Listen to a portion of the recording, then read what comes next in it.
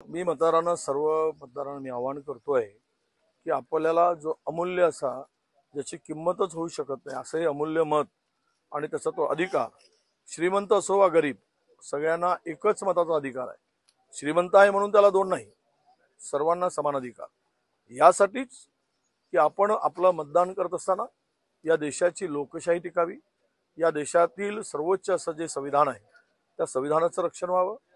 जे संविधानाने दिलेले अधिकार आहेत बोलण्याचा, लिहिण्याचे आणि घटनेने दिलेल्या अधिकारांचं जो संरक्षण करेल त्या संरक्षणासाठी आपलं मत आहे।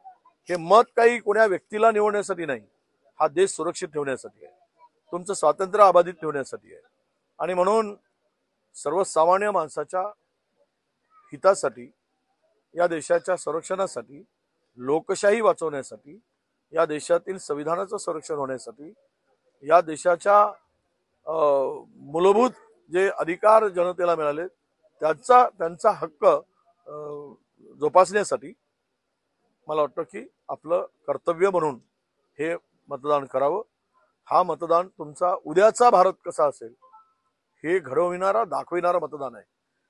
तुम्ही चुकलात तर उद्या भारत कुठे असेल, हा देश कुठे असेल।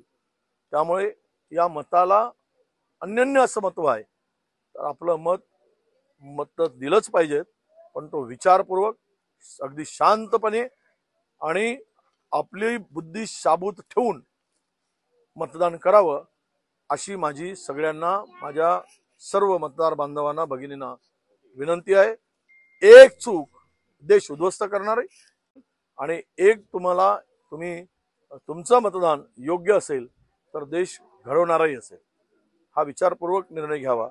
धन्यवाद, नमस्कार।